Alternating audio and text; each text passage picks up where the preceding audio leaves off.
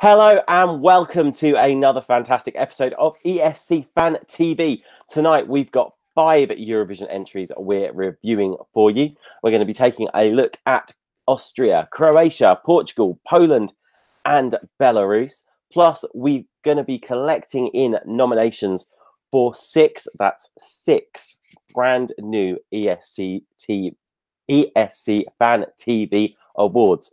Now, if you've just passed by on the old YouTube ship and you're about to go to bed or whatever, don't worry. You can catch up on us later. You can do that by going back to our YouTube channel. Don't forget, whilst you're there, like and subscribe. But also, don't forget, you can listen to us on the way to work tomorrow, courtesy of a podcast. That'll be on iTunes, Spotify, TuneIn and Stitcher. And I always have to tell myself that is Stitcher and not Snitcher. Now, we are going to dive in straight away. I have a panel of guests eagerly awaiting to have their views listened and heard to. Don't forget, there's the chat room as well, so you can comment along at home as well. And we're going to kick off tonight by looking at Austria. Now, Austria, they're in the first half of semi-final 2 this year. They won in 2014. And last year, I'm speaking from personal opinion here, they sprung a bit of a surprise by coming 3rd with Cesar Sampson. Now, this year, they're sending Panda. She's sending the song Limits. It's an internal selection song, so there was no national final there. Let's go straight across to my co-host, Stuart. Good evening, Stuart. Hey, Tom. How you doing? I'm very well, thank you. Now, Panda, is she testing your limits, Stuart? This is one of my favourite songs this year, Tom. I love every little thing about this song. It's just right up my street. She's a singer-songwriter, incredibly recognisable. She's got the bright blue hair. The song itself is a ballad. It's a very moving, emotional ballad. It starts off a bit Ellie Goulding. It's like something straight out of an Ellie Goulding LP, but it builds. And about 1 minute in, there starts a pulsating beat, which sort of hits you right the way through the rest of the song. It starts with "I'm talking about you," and it continues. And it's beautiful, Tom. It builds and builds and builds and builds. And trust me when I say this, this is going to do really well. Could even do the best of the ballads. Oh, high praise indeed. Let's just bring Joe in on this conversation as well. Is this a song that is going to rival Cesar Sampson's fantastic success with the juries last year? I think she'll get top 10. I'm not sure she'll be in, top 3. The quality is amazing. The quality of her voice is fantastic. I'm really looking forward to hearing this live at the pre-parties, I have to admit. Just because I just want to hear her sing live effectively and not just on the videos. So yeah, I think she's going to get top 10, if I'm honest. Okay. Now, Stuart, obviously Austria have the record of the longest gap between winning entries. Do you think this is a sign of intent from Austria, having got that 3rd place last year? We've got a nice strong sign of intent now that we're going to try and get that 3rd victory in sooner rather than later. Well, they've caught the bug now. They know exactly what it is to win Eurovision. They know how to play it. They know what to send and how to send it. And they're just now repeating every year's success. They're going to have a few bum years. The year they won, the year after they came last with nil point. But in general, Austria now are getting it right in Eurovision. And they're sending some really top quality entries. And this is one of their best, without question. I like I said, I think she'll do really well. She's 31, so she's a seasoned professional. She's her style of music is interesting. She's into electronic, hip hop, pop, techno. But this is a really nice moving ballad. And yeah, good to see Austria doing so well, putting so much effort in. I can see this doing well, Tom. Yeah, and you know what I have to say? The one thing that actually excites me about this song the most is I'd love to see how they're going to do the staging, because I think the music video, and I don't know if Joe agrees with me on this, the music video has this really kind of haunting feel to it that comes through that I think is quite simple but quite effective. I mean, how would you like to see it staged? I would love to see it staged like that. I think not too much staging. See that what we don't want to just have it overcomplicated. She's a lovely singer, lovely voice, very pretty lady. She doesn't need 6, 5 dancers, and she needs it sort of literally just maybe 1 or 2, very haunting, as you say, and literally as uncomplicated as she could get away with. And what we've got to understand with Austria as well is that they have, I mean, last year with Cesar, it was fantastic. He had great staging. He was up on the podium. With Nathan, and with Zoe as well, they didn't do, their staging wasn't as good. It was like they didn't really think about it as much.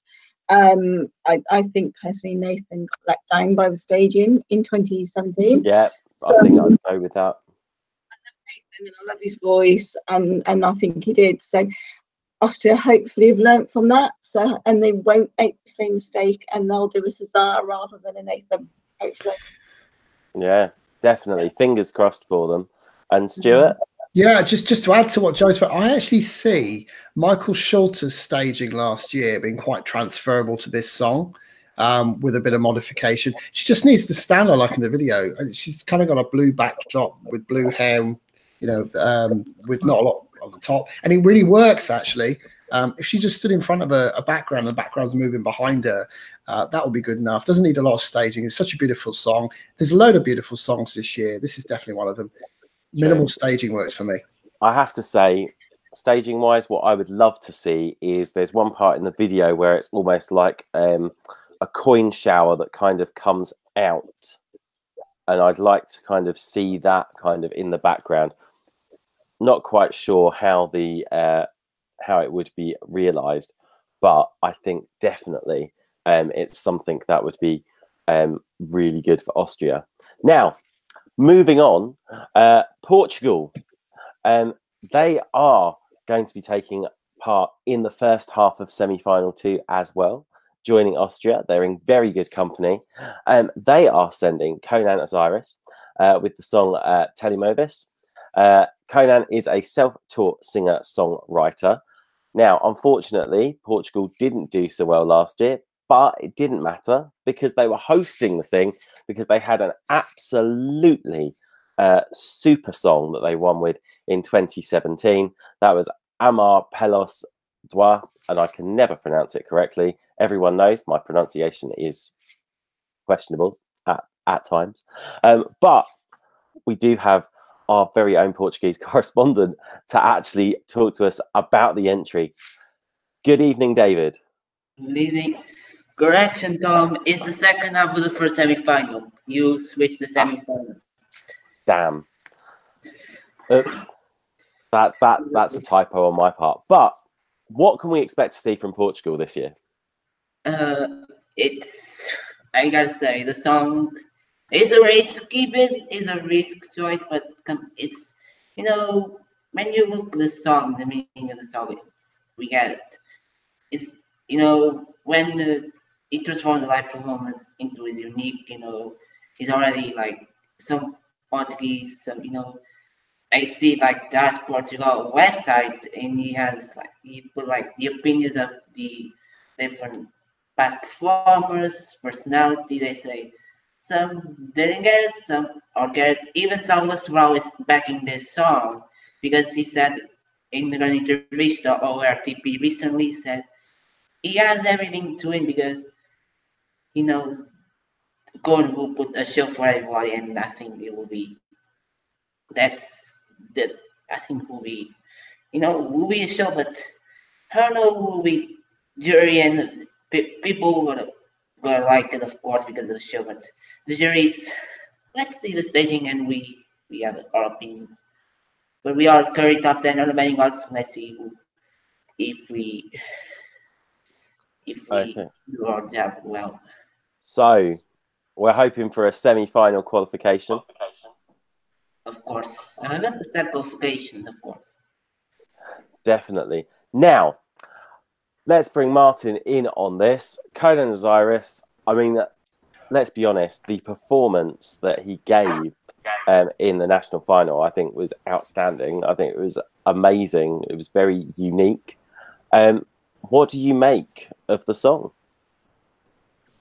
Well, I mean, obviously, it's not a downside, but one thing he's got to contend with is in Portuguese, as all Portuguese entries are. So it's not unusual to us fans, but it's something that a one-time viewer, or the people viewing who are going to vote on it, will have to think, do I understand this enough? But that's where the staging potentially will do the trick. The downside for Portugal is where they actually are, which is in the second half of the first semi-final, which, looking at, for me, I'd say that's a stronger one. And of course, in the second half, you've got, not only have you got Conan, you've got Hatari, you've also got Kate Malahaiki, which are the three potentially outlandish staging ones that we're possibly going to get. You've also got Victor Krone, Elliot, and Catherine Duska as well. So that's a pretty tough half, with really, for me, the only two soft entries that I'd say is Georgia, and I know people are going to hate me for saying this, San Marino. That might be the downside for Conan, is that there's so much OTT stuff or unusual stuff going on in that second half of the semi-final that he might sort of get lost. Whereas if he was in the first half or in the second semi-final, he would stand out and go, oh, do you see that Portuguese one? It was so different. In this semi-final, in the second half, it's going to be like, oh yeah, but what about the guys in the bondage gear? What about Kate Malahaiki with that voice and whatever she's going to do?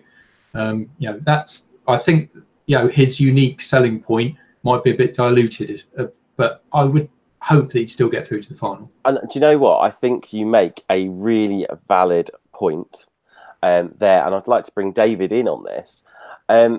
David, right? Yeah.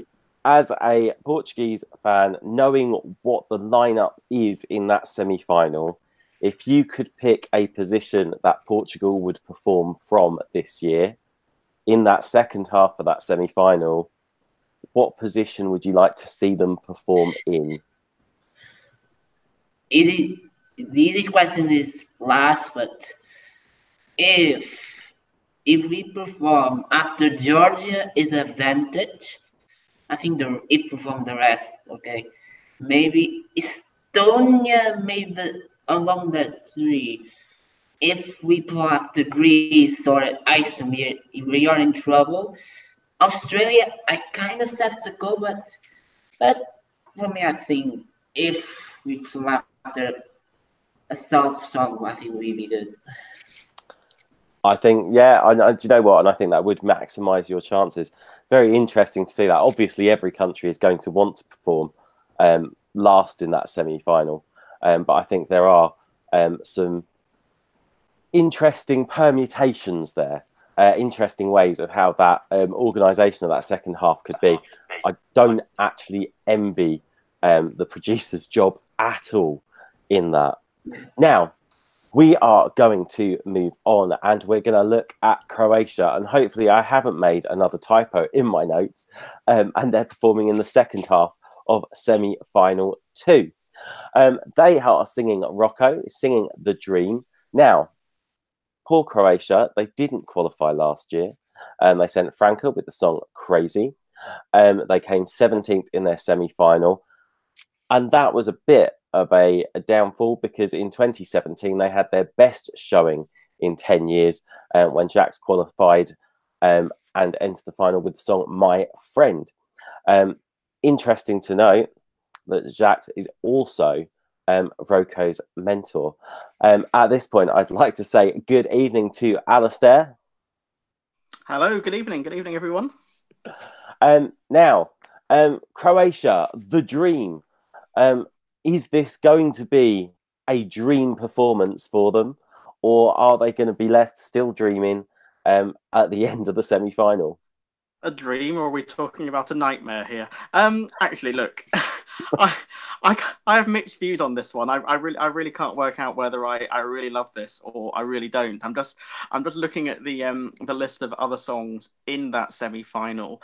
Look, 9 songs aren't going to make it. I have a feeling this might just miss out. Now, it's got a bit of the wackiness. I think it'll do okay with the televotes. Whether it will have quite enough of a jury support to put it over the line, it could be one of those songs that just sneaks in 9th or 10th place in the semi-final and then comes about 19th, 20th in the final. But I think this one is just going to struggle. But there's something about this song that I can't help liking. It's one of those songs where all the right notes are in all the right places. It goes exactly where you want it to go, which is both its good thing and its letdown. I know some people really actively dislike this song. I'm definitely not in that category, but yeah, I think to win Eurovision, definitely a dream for them. I'm going to bring Oban in on this as well. Good evening, Oban. Good evening, Tom. I prepared a very special salutations for you, a very nostalgic one. I know we all miss hearing this sentence. This is Istanbul calling. Ah, you're in Istanbul. I arrived in this beautiful city of Istanbul last Sunday. I'm gonna be here for a couple of weeks, but yeah, now I'm joining you another different places from last week's. So yeah, about the Croatia though, I think this song is a disaster. I'm not a hater. I love Croatia. I love Croatians. I love Croatia's participation in Eurovision, but this song, in every sense, is over the top. The singing, the staging, I don't understand. Yeah, he sings about the angels of God, but I mean, you didn't really need to put wings on the angel. And the lyrics is basic. I love, you love, he, she, it loves, and I'm not a huge fan. I think they will barely do better than the last place. Now, I'm going to have to fire this question at you, Oban, because you're mentioning a lot about the song and everything here. What do you think Croatia have got to do in Tel Aviv in terms of the staging there to turn it from a semi-final miss into a semi-final hit? I want to be nice, but the only thing I can come up with is just not show up. Maybe sing behind the screens. Just kidding. But I don't know. Maybe just turn it a little bit down. Maybe that would help. Okay, just offering a kind of more muted performance. Exactly. Try to be less significant. Now, bringing Alistair in with this, I mean, if we're looking at where Croatia are going to be placed by the producers in terms of this semi-final, where do you reckon the best placing is going to be for them? Good question. I don't think this is a song that the producers will think is going to trouble the scoreboard massively. So I don't think it's going to be one of those songs where they think, right, this needs to go in X position to get its good chance. It might be one of those ones that's kind of lost in around 14th or 15th in the running order. It's not going to be straight after the break, but neither is it going to be in the last three, I'd say, in the running order for the second semi-final. What I would say, however, though, I'm having slightly slated the song and not being massively positive, I'm going back a couple of years, and I think I had a very similar conversation about Jacques Houdet's song back then, and we all said, oh, it's awful, it's cringeworthy, what is this doing here? And suddenly, on the live stage, it worked. So that's why I'm not ruling out this one completely from sneaking through into the final. Most of what we've seen has been the slightly lowish quality national final performance. Seeing it on the big stage with all the lights in the big arena with the crowd behind it, this might sneak through and be a bit of a surprise to people. Now, I'm going to wrap up the conversation on this slightly, but having given you one difficult question, Alistair, I feel it only fair just to give you an extra one as well. Obviously, we're a long way away from the Croatian heyday. They had a double top five placing, 1998, 1999, so 20 years ago. And that was Daniela with Neka, I still can't pronounce it, and Maria Magdalena from 1999. But what have Croatia got to do to be successful at Eurovision again? Get in a time machine and go back to the 90s. They were, for about 4 or 5 years, they were what we might call next year's winner. It was always right, it's going to be Croatia next year, it's going to be Croatia, just like it then became it's going to be Estonia. The difference was Estonia actually did it. Croatia got to a couple of fourth places and never kind of made it any higher. They they need to do something distinctive, and that's not what they're doing. They're kind of getting lost in the mix. They're trying different things, but there's not a Croatian sound. It kind of gets lost somewhere in the Balkans, but never comes quite across as strong as, say, Serbia often do with their Balkan ballads. So find a strong identity. Okay, so Croatia, I think it's very much the verdict from the panel is kind of watch this space. Now, let's move from one Eastern European country to another. Let's move across to Poland. They're going to be in the first half of semi-final one. Now, they didn't qualify to the final last year, but they did in 2016 have their best entry since the semi-finals were introduced. That was with Mikhail Shpak, Colour of Your Life. Fantastic ballad, did very well on the televote. Now, this year, they're being represented by Tulia. They're a folk music group. They're singing Fire of Love, also known for doing a cover of Depeche Mode's Enjoy the Silence as well. A very nice folk sound. Let's go across to Mitchell. Good evening, Mitchell. Or should I say good day, Mitchell? Good morning, everyone. Yeah, Poland. So they brought an interesting mix. I quite like the group mix. I think they're all really talented as a group and sing really well. I find it interesting that they all sing together the whole song. It kind of reminds me of, not really, but, you know, I think the last time we saw that was Party for Everybody Dance.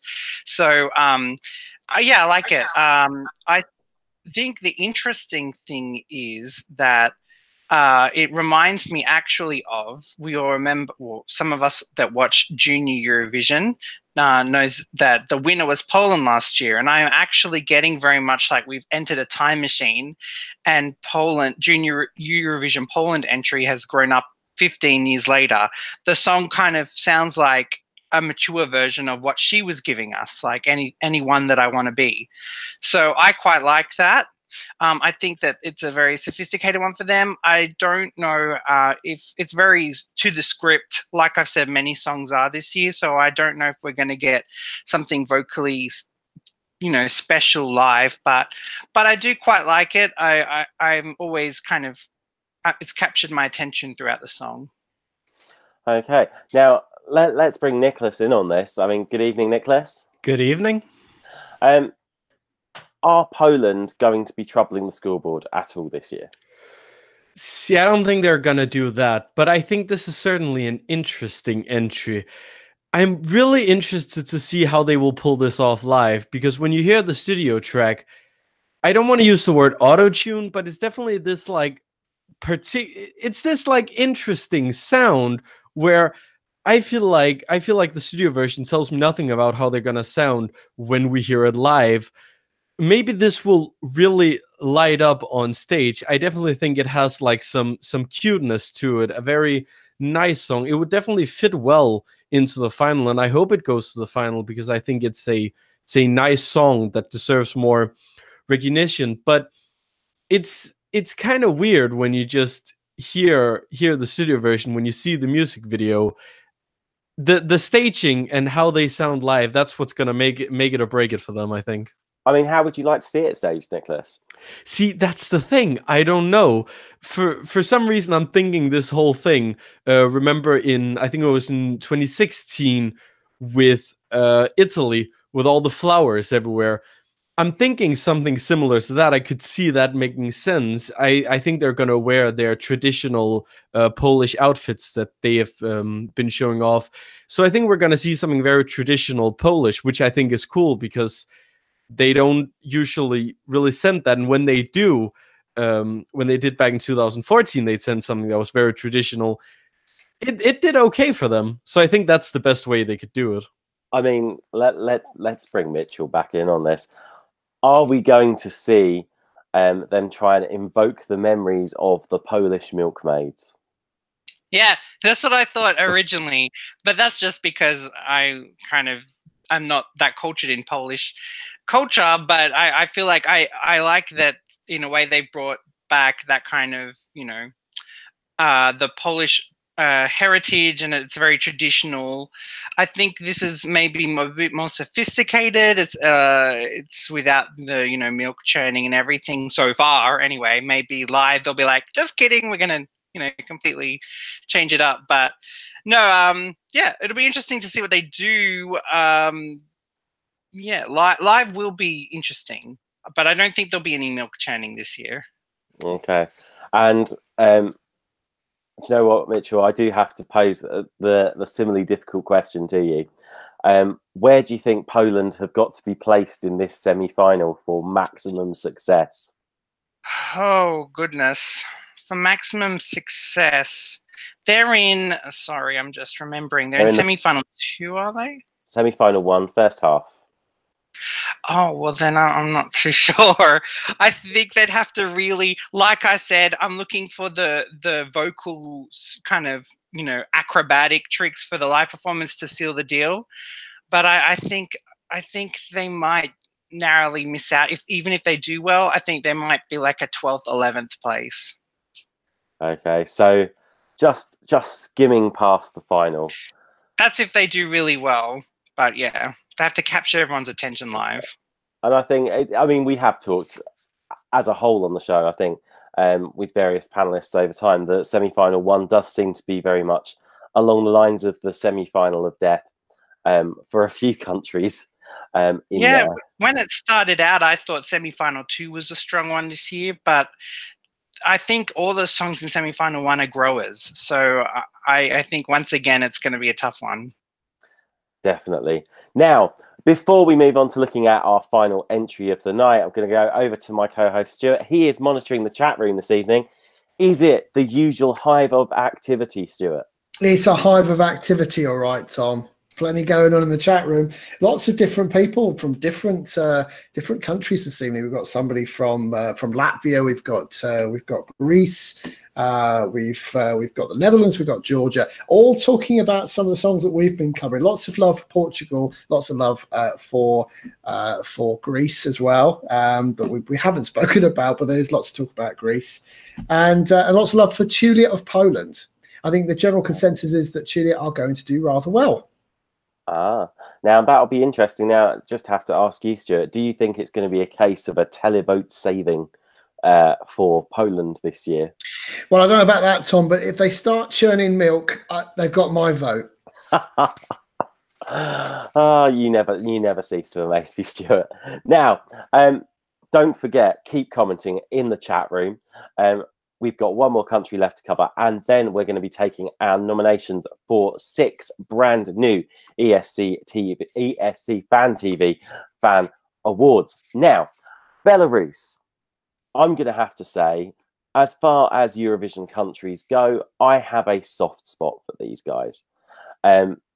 Unfortunately, when I looked back at their record when I was prepping this show, I was actually quite a bit disappointed because I realised they haven't qualified for the grand final on 10 occasions since the semi-finals were introduced in 2004. The last time they qualified was in 2017. That was Naviband, which eventually came 17th in the grand final with 83 points.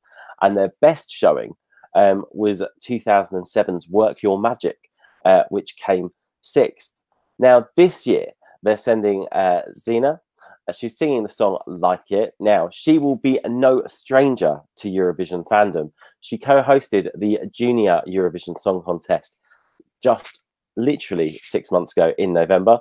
And previously, she had competed to try and represent Belarus in that contest in both 2015 and 2016.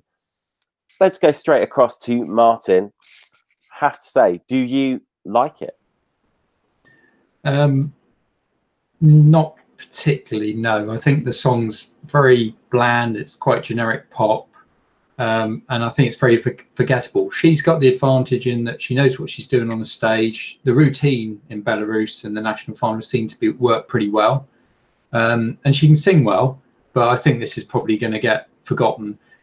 This probably will be. I could see this either this or Lake Malawi kicking us off in Tel Aviv as the show opener for semi-final 1, unless Christy Bjorken goes really bold and puts Poland as the shock as this wow factor right at the beginning. But yeah, I could see this opening, but that might be as good as it gets for them. I can't see this getting through to the final, quite honestly. Now, I've got a funny feeling that your opinion may be at slight odds with another one of our panelists this evening. I've got a sneaky suspicion. If I go across to Nicholas, Xena, one of your favourites, Nicholas? It is definitely in my top 10. See, I really like this. I've been following her since she took part in the national selection for Belarus Eurovision 2015. She was my favorite back then, so I've been following her, seeing what she's been up to. This is, yes, it's very generic. It's very typical pop, but I think that's what I like about it. It's a simple pop song that everyone can understand. There's nothing fancy about it. It's just a simple, enjoyable song that you could easily hear on the radio. Unfortunately, I don't think it's going to do so well. It is Belarus. They don't really have that many friends who are voting for them. That could be an issue for them. As you said in the beginning, they haven't really done too well in the past couple of years. And I think this is one of those songs that will just miss out on the final, unfortunately. But I don't know. I think it's great, and I wish her the best of luck in the contest. That's for sure.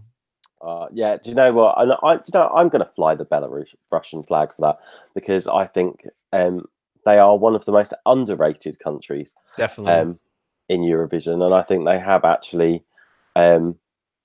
put together some really good entries in the past, and I think they have. It is a shame that they have suffered from the fact that countries just won't vote for them. I loved Navi Band. It was one of my favorite that year. I even liked the Wolf guy. I'm not gonna lie, I liked it. It was one of the best performances in 2016. Like, it was so original, and I really enjoyed it. Yeah, definitely. Now, Stuart, I'll just bring you in on this. What is your favourite Belarusian entry? I've got some favourites. I like the guy that auditioned for James Bond, 2007. I like the couple that were wailing Galileo, something like that. Was that the year before, the year after? I don't recall, but I think it was the year before. Yeah, and then there's been some dodgy entries for Belarus over the years, but this is a good one actually. She's got some pedigree. She presented the Junior Eurovision, as you said, and she's been trying for some time. I'd probably go as far to say this is Belarus's best entry for many a year and best opportunity to qualify, Tom. Now I'm going to throw the question out to David, because I know David is a fan of the Belarus entry. David, where do you think Belarus need to be placed in this semi-final in order to qualify? Okay, which I like the idea they opened the show, but okay, I know she gave a good show, so always the opening entries as very good. Now sometimes they qualify and they not. If we open the show, I can't see very good results. I like her energy. She's a young performer, 16 years old, and she kills it. And I know her; she can deliver perform because she's a natural performer. She tries a lot in Eurovision. She's not a rookie on this stage. Going to be a rookie in Eurovision, but not a rookie in this thing.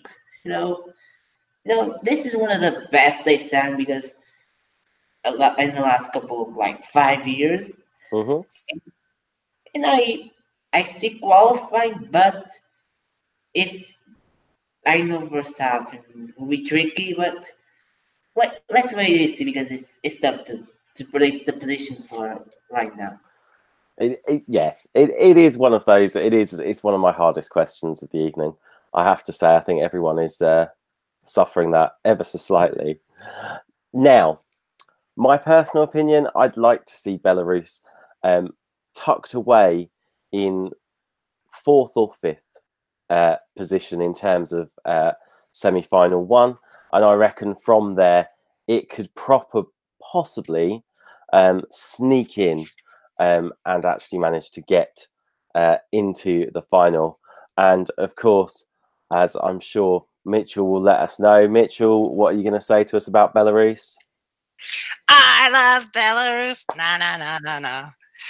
It was like a Brilliant. national campaign. The tourism board didn't have to do any work for that one. So I love Saleo. That was a really good one. But also, I have to say, since then, this is probably the best I've heard. I must say I've only heard the studio version. So live, I don't know. She could be a different story. But I thought it was really good. And I have to say, one thing I'm a little bit disappointed at this year is that we have a thing where progression is really uncool. And so this is one of the few that actually progress and you could be like, yeah, I'm at a different level to what I was before I heard this song. And so I like this entry. It just depends live how she goes, but she has a really perfect image, really well produced song. So I can't wait to see what this one's like, and I might back it. Definitely. I reckon it's a surprise package for semi-final one. Now, that is our 5 songs done for this evening, but don't go away because we are now going to look at our ESC Fan TV Awards. Now, we launched them last week. You can still go on and vote for those 6, but tonight we've got 6 more for you. Now, I could take all the credit for coming up with some of these categories, but I do actually have to extend my thanks to Oban, who came up with some of the brand new categories we are seeing this evening. And I think it's only fair that Oban does his nomination for the first award of the evening. And the first award we're considering this evening is the Best National Final Staging. The staging that blew everyone away, that allowed the acts to shine through. Oban, Best National Final Stage. Tom, I have a favorite by mile here. I am going to nominate Australia Decides. The stage was amazing. It was unique. It was different. It kind of reminded me a little bit of Athens 2006, but the bone of the structure. But it was a breath of fresh air. I loved it. The acts shine through. So that's my nomination. Cool. Alistair, Best National Final Stage. Oh, Alistair, you seem to be on mute at the moment. You need to take yourself off. We'll come back to you. You just need to take yourself off the mute button. I can't do that for you. I'm sorry. It's a little microphone with a cross through it on your screen. Whilst we're waiting for that, I'll go to David. David, Best National Final Stage. This is a tough one because, for me personally, I want to say France on this one. France was really interesting. See, I think I'll go with this Station Eurovision on this one. Okay. Joe, what one are you going for? For me, MGP, Norway. I don't really look at staging, Laurie, as people do to a point. Certainly in the finals I do, but not necessarily the national finals. But I did like, there were some camera angles where they sort of panned out and you've got all of the arena. It was a huge arena. And then this gorgeous stage just shining through. And yeah, I have to say it's the one that sticks in my mind, if I'm honest. So yeah. Okay, Martin. Well, I was watching it this morning, caught it on the TV. It's called Stargate SG1, so I just thought of Melody Festival, and so I'd probably go for that one this year, just purely for the big circle. That it actually worked quite well with Lena Headland when she was sort of doing her act and she was pointing and had the lights going where she was pointing. I thought, yeah, that's a nice touch, and that's the one bit of staging that stood out for me this year. Definitely. Mitchell. I'm going to nominate Germany because they were actually really tricky. They were in a studio, a live studio, but they made it look like they were in an arena with the lighting around the audience. They made it look like there was 20,000 people there. Well, not really, but 10,000 instead of, 50 or something. So I thought that was really clever. So I'll give it to them. Okay. Alistair.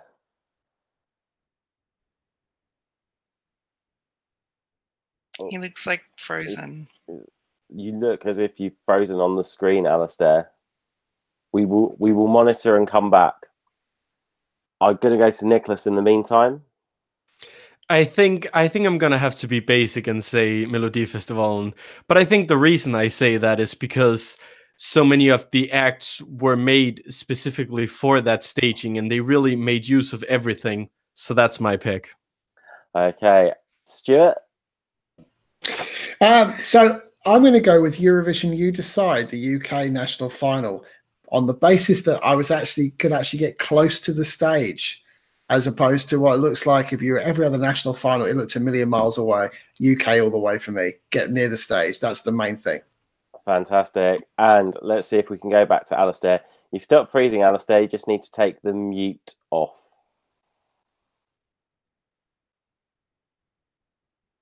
And no, it's still not working.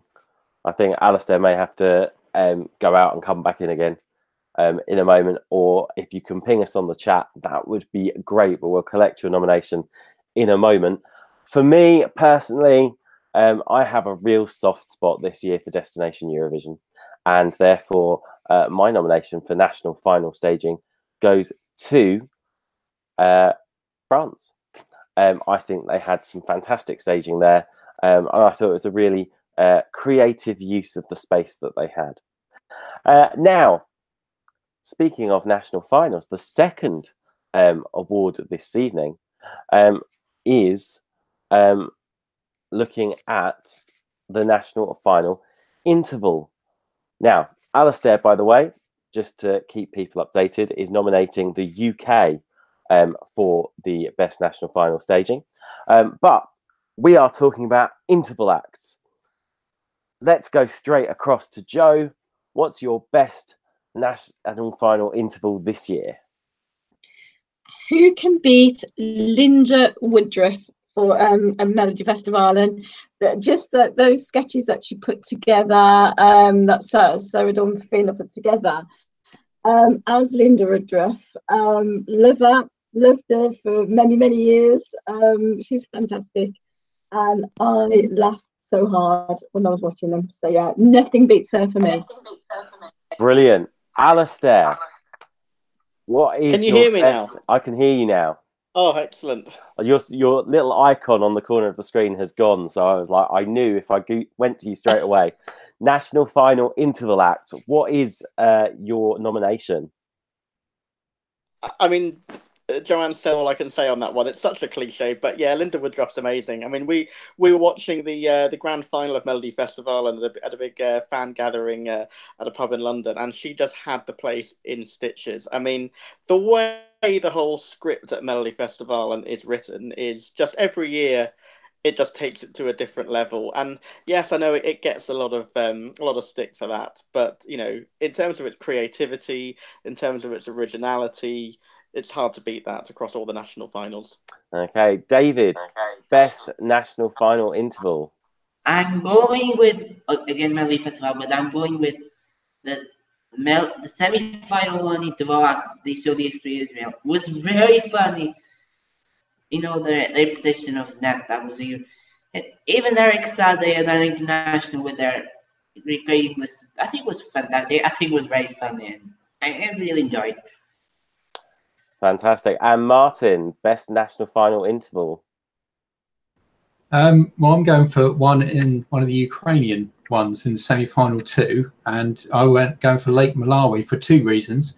One, because it actually showed that Lake Malawi could actually be a force, not necessarily for a win, but actually to get through to the final, because they actually did a really good live set, and also they made Jamala happy rather than she being miserable as she was in the actual final. She was actually clapping away, and it was almost like she wanted to be one of their group. So that's my nomination. So. Brilliant. Mitchell.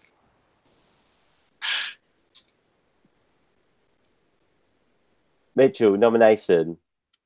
So that was funny with Jamala. So my first favorite was Linda Woodruff. My second favorite was the Israel medley. So for diversity, I'm going to nominate the UK You Decide and Man's medley of UK hits, because I thought that was really good. Hey, Nicholas. I'm gonna go to Melodifestivalen as well, but one that hasn't been mentioned yet. I really like the song "Use It" that Sarah Dawn Finer and Eric Saade did in, I think it was the last of the semifinals, I believe. It was so beautifully staged, and they sounded well together. And honestly, it could have been an entry, and it should have been an entry. I really liked it. Ivan. Tom, nobody hates. Please don't hate me for going for the obvious one, but I'm gonna nominate Spain, OT, Gala 2019, Eleni Ferreira, the mashup of Fuego and Tomame. The staging worked perfectly with the Spanish national stage. I love the outfit. I like the visual. I like the sound. So that's my nominee. Brilliant. And Stuart. So I can't believe that Mitchell didn't go for this one, but for me, the absolute standout national final interval act was Hans, the boy wonder from Berlin in Australia. I mean, how could anyone forget Hans with his bare naked body running across the stage in Australia? I would have absolutely run for my life. Hans, the guy, boy wonder, whatever his name was, from Berlin. What a fantastic interval that was. German from Adelaide, yeah. But do you know what? For me, the best line was the one he didn't deliver on stage. It was the one he did backstage when he said one of the hosts had the face of a hand model, which to me was just absolutely spot on. My personal nomination, I'm going to go with David and say I think Eric Saade and Sarah Dawn Finer's Israeli medley in semi-final 1 was amazing. And I'm going to nominate that as an interval performance. Now, moving on to our third award of the evening. We're doing a lot of concentration on the national final presentation. It's the most diverse national final, the one that had the greatest range of songs that enabled the public or whoever was voting to make their decision. And for that, we're going to go straight across to Alistair. Most diverse national final. You could have asked me this same question for the last 5 or 6 years, and I'd have given you the same answer as I'm going to give you tonight. It's got to be Hungary. I mean, every year Adele just comes up with the most amazing selection of songs. Perhaps not a strong selection of songs this year compared to some of the stuff they've offered up in previous years, but in terms of the diversity, it would be impossible to beat, something from the Middletons, rock songs, pop songs, ballads like with Boggy Naggy. I mean, just every year they have 30 odd songs for 30 different styles, for different tastes, and they've just really cornered the market in a really diverse national final. Okay, let's go across to David. Most diverse national final. This is a tough one.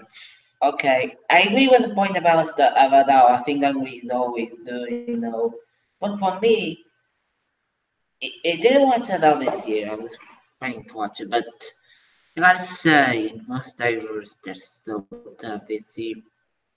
Our national fight, because it was also very good this year, diverse as well. But I'm gonna put the UK this year. I think it was very good. I think. Okay. They have country, there's dance pop. It was very good. It was good all around. Cool. Right, moving on to Joe. Most diverse national final. I agree with David. I think the UK. We just had the fact that there was only 3 songs and they made 6 different songs out of those 3 songs. Who just thought that you could get the same song being a country song and a power ballad and another song being a disco song and a very slow ballad where she played the piano. It was just a little bit weird in places, but yeah, it seemed to work for the UK for me. Brilliant. Martin.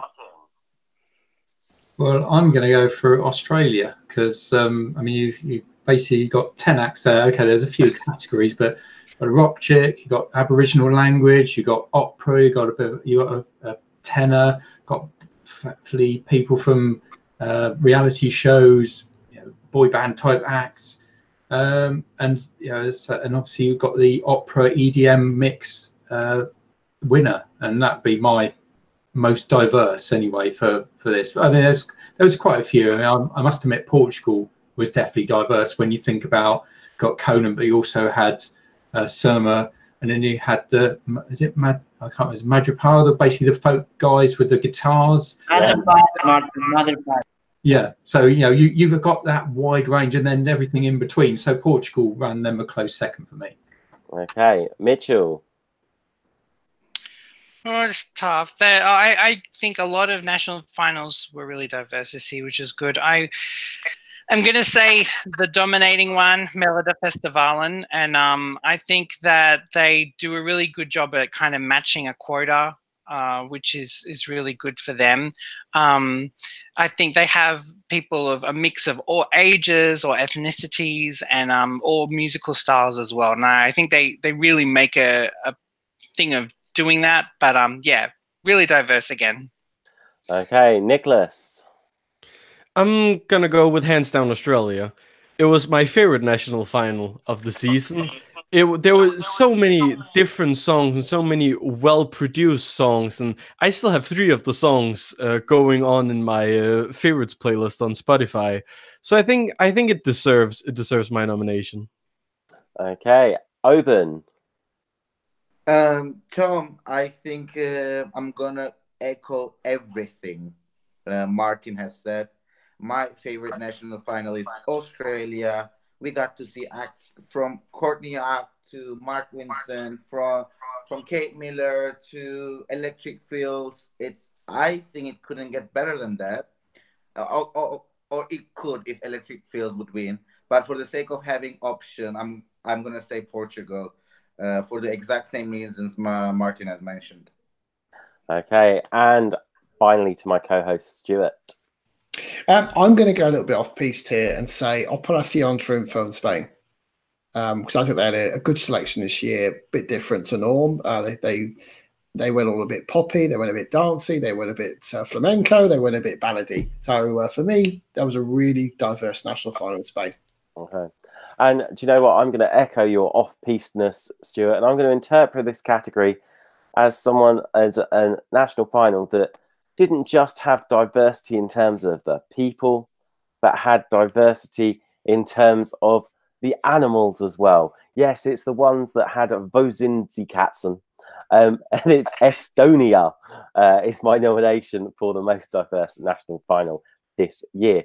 Now, every year, there are those artists that just come back to try and see if they can represent their country for a second time, or even if this time around they can actually crack that national final and go across to Eurovision itself. Yes, it's the award for best national final comeback.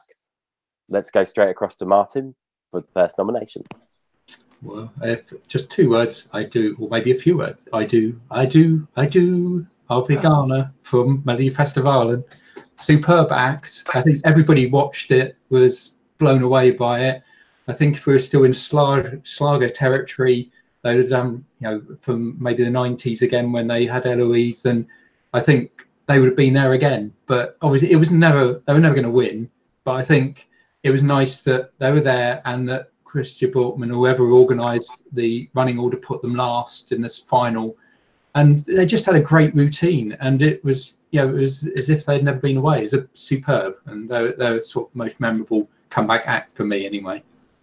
Fantastic. Moving on to Mitchell. Mitchell, what's your nomination for best comeback?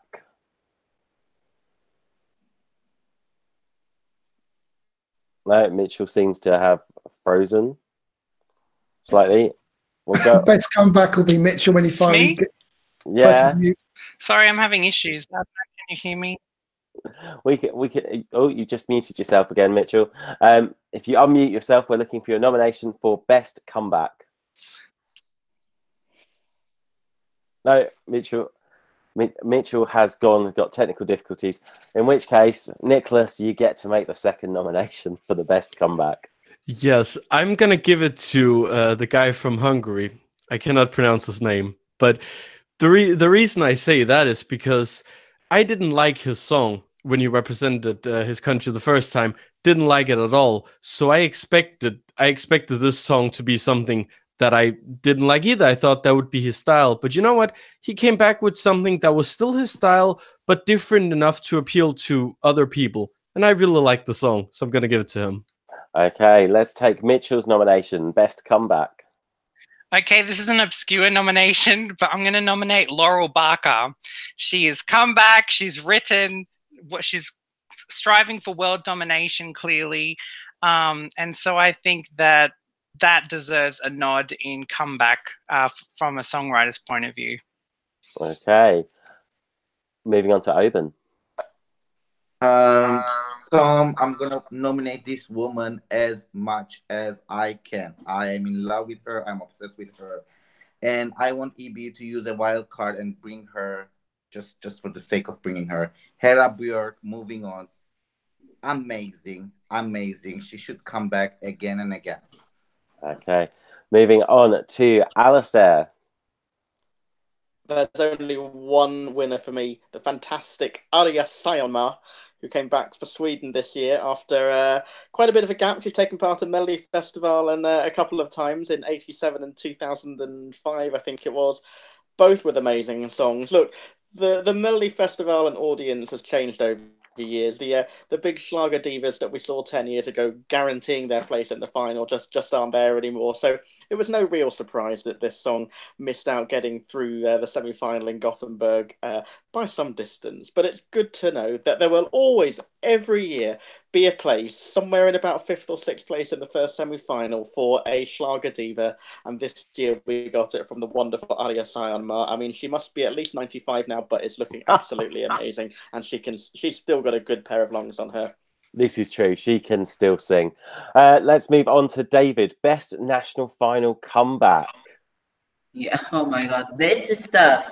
I'm gonna give some honorable mentions. Ella Björk, Senarum Salu, I think I pronounced her name right. You know, Lena Helen, you know, but my nomination, I think she was fantastic. I gotta say, for me, she was trying to redeem herself from 9 years ago. I gotta say, Anna Wagner, though, 100%, she was good on stage. I gotta say, Anna Wagner. I gotta say, Anna Wagner. Yeah, brilliant. Let's move on to Joe. I love Navina Bosnaric. I think she did an amazing job. She's a powerhouse. Let's just say her vocals are powerhouse. Lovable ballad. Great song. She's great. Okay, and finally, my co-host Stuart. Tom, it can be only one man. One man that addressed the Eurovision world in 2006 and made his return in 2019 through the back door in Belarus. It can be only one man. That man is Daz Sampson and Nonna with the song Kinky Boots, Tom. Oh, Stuart, what a fantastic nomination. You totally and utterly outplace my nomination, which is Martin Stenmark. Melody Festival, and I thought he really did come back with a really decent song there. I thought he was unlucky not to get past into the final, but do you know what? I think it obviously took a lot of courage and stuff for him to come back as well, especially after winning it and not doing as well as expected when it came to the actual song contest as well. 2 more awards to go. Let's move on to most controversial national final. Now, some may argue there could only be one winner for this category, but I am sure I can find some other nominations. The person he gets to nominate first, though, well, let's go straight across to Mitchell. Okay, well, I'm going to give a nomination that I'm sure is not the first to come up because I know that someone else will. So my other choice is France, and that's only because there was a lot of booing from the fans when the results were announced by the jury and Bilal was like, what? So yeah, that's what I'm giving my controversial moment to. Okay, Nicholas. I think I'm gonna have to give it to Romania. There was definitely also, and I think everyone's gonna mention Ukraine after me, but I'm gonna give it to Romania. All respect to how they chose to do that, but we essentially had two Eurovision fans picking the winner. That's the most controversial for me. Oben. Tom, I am also. I think I'm gonna leave the most obvious to you as well, and I'm gonna go to Iceland, which are sending them one of the most probably iconic and most memorable song, which is in a feud of the country that is hosting the contest, which their prime minister, which they invited to a wrestling match with the Netanyahu, and they're planning to protest somehow on stage. So we'll see. So my nomination is by my Iceland. Okay, Alistair. Like everyone else, I'm not going to mention the obvious one. I think we're all saving that for you. I'm actually going to go to a national final that every year serves up a good dollop of controversy. It's Italy and the San Remo Festival. This year, the big fan favourite there was Loredana Berti, who's a bit of an Italian diva. She's been around for many years, but she just missed out on getting a place in the top 3. And the chance of Loredana. But you know, she'll always have next year. I thought there was going to be a bit of a riot. I thought we were going to go back to the olden days of the final from a few years ago. But yeah, it was Italy for me. Okay, moving on to David. You know, it's going to be obvious. I'm going to leave last. For me, I gotta say, I got 2 in my mind. I have Australia because I see. Australia's slightly controversial, but I gotta say, man, this is tough.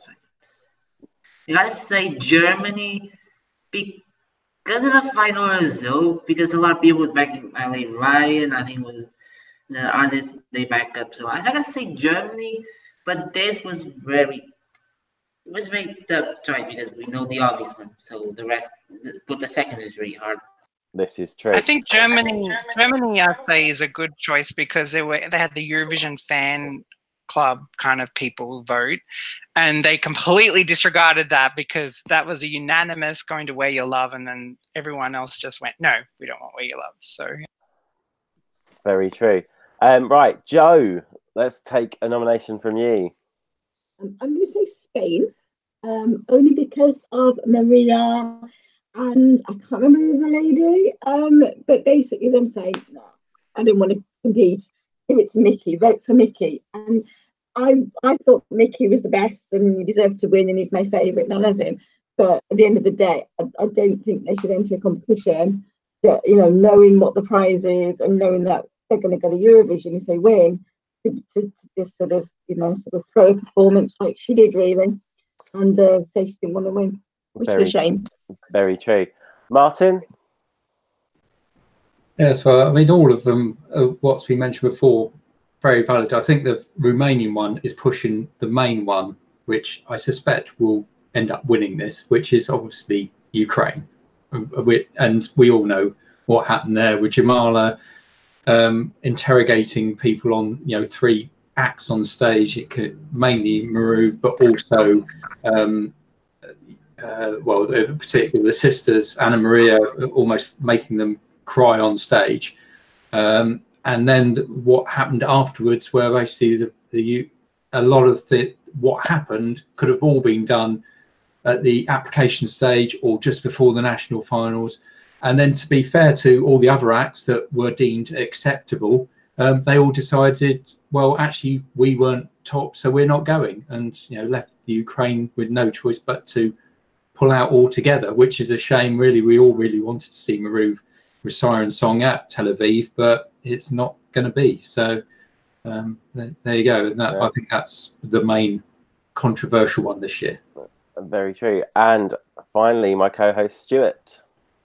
So I'm going to go Hungary, and primarily because whilst they had a fantastic final, fantastic semi-finals, The songs that were expected to go to Eurovision, i.e. the Middletons and one or two others, just didn't even make the cut at the end part of the national final, just didn't make it through. So yeah, Hungary. So Hungary have gone for the song that they want to send, which are all props to Hungary, but it's not the song the Eurovision fandom wanted to send, hence why it's controversial. True. Now, I was going to nominate Ukraine. I think that's the obvious one. I've heard Martin speak about that at length. So I'm going to go for a slightly left field choice here. And I'm going to nominate the United Kingdom. Just because of the slightly controversial way in which the three judges whittled down the acts at the start. And I know a few people have spoken to me how they would have quite liked to have actually voted for people like Holly Tandy. Believe it or not, I've even heard of someone who would have picked up the phone and voted for Maid. And sadly, I am related to them. But we won't talk about my dad's choice in music. Now, moving on, the final award of the evening we are looking for nominations for. It is the Best Internal Selection. As you may know, if you tuned into last week, we had nominations for the best song that just missed out on a space in Tel Aviv. This time round, we're looking for the best internally selected song there is. We're straight across to Nicholas to open up our nominations. What's it going to be, Nicholas? So this is not only going to be the best, it's also going to be the one that was the most surprising for me. I'm going to give this one to Switzerland. They came out of nowhere with a song that 100% works. I expected them to send something middle of the road like we've seen the past couple of years. Sending something totally works, totally a contender for the top 3. I was pleasantly surprised, and I'm going to give it to them. Brilliant. Oben. Okay, now I'm not mute. So, okay, I'm gonna go for, okay, again, the most obvious one, right? We've made it through to final out of couple dark years, 4 years in a row, consistently upwards, and this is gonna be the 5th year in a row that we will be qualifying. So CYBC Cyprus did an amazing job for the last 4 years and doing it again this year. Definitely making us mentioned in top 5, in top 10, in top 3. And so very proud, very satisfied. There goes my nomination. Yeah. Cool. Alistair. I almost said Greece because that's one of my favourite songs in it. And I think they've made an excellent selection. But you know what? I'm actually going to go with Israel because I think they've got a great song. And it's probably one of my favourite host entries for many years. Whisper It Quietly. I prefer their song this year to the certain toy they sang last year. I just think there is something about this song that is just incredible. It's one of my favorite Israeli songs for years. Didn't see it coming. They're not normally a country that send one of my favorite songs each year, but yeah, love it. Cool. Moving on to David. Oh my God, this is tough because I'm gonna give someone a mention. It's Cyprus, San Marino, Greece, Switzerland, Belgium, Ireland. But for me, I think this can be, I got also one relation to Russia and also Poland. But for me, I gotta say, I think this is also another surprise for me because I'm really surprised. Let's say I'm going down to the Balkans. I gotta say Northern Macedonia. Excellent. Moving on to Joe. Yeah. I mean, I think the obvious one, and I'll say it, is the Netherlands. I've always been a bit of a fan of the Netherlands entries every year. Even last year, I did love it. And yeah, I do think this one's going to do really well. And he's such a good singer. So I'm going to vote for those guys. Cool. Martin. Well, I'm going for Greece and Catherine Duska and Better Love. She's got an incredible voice and she can sing live as well, if not better, than she actually sings in the studio. And as long as she doesn't have the same staging as the madness that's in her official video, then I wouldn't be surprised if Greece could mop up a lot of points from the juries this year, and then we'll see how it goes. But they're, definite qualifier, and I'm pretty sure it's going to be top 10, and it could even be a sort of challenger for winning, depending on how it looks. Okay, Mitchell. I'm going to nominate Azerbaijan. So, yeah, I thought, from what I've seen, I think good internal selection. Okay. And finally, moving on to my co-host, Stuart. So, easy choice for me. I mentioned them earlier, Austria. Okay, and for me personally, do you know what? I'm going to nominate this song because I like it, but also because I know a certain person isn't here to actually nominate it herself. Our panelist, Yerna, couldn't make it this evening, and I know she'd be putting in a nomination for Belgium, and that's where my nomination goes this evening. Now, Stuart, let's take a final look at the chat room. What's been going down in there this evening? It's gone a bit quiet, to tell you the truth, Tom. I think most of Europe's probably in bed right now. But there's been some great discussion earlier on. There was some good discussion around Poland. Iceland came up quite a few times. And Greece is going down as a bit of a fan favourite as well. Fantastic. Now, don't forget, we are going to be back next week. In the meantime, you can hit that like and subscribe button. Don't forget, if you want to listen to us on the way to work as well, you've got the option of downloading the podcast from iTunes, TuneIn, Spotify, and Stitcher. You can also contact us on YouTube as well. And if that wasn't enough, check us out on Facebook, Twitter, and Instagram. I'd like to say a massive thank you to my panel this evening. Thanks very much to Alistair. Thank you. Thanks very much to David. Bye-bye, Luke. Thanks very much to Joe. Bye. Thanks very much to Martin. Thank you very much. Thanks very much to Mitchell. Bonsoir, everyone. Thanks very much to Nicholas. Thank you and good night. Thanks very much to Oben. Thank you, Tom, and good night from Istanbul.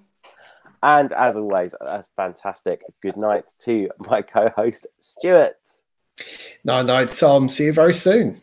Excellent. We'll be back next week. Keep an eye on the Instagram for news of our latest show. Don't forget Facebook. Don't forget Twitter. Don't forget to like and subscribe. It's all there for you. And we'll see you next time. Bye-bye. Bye. Bye.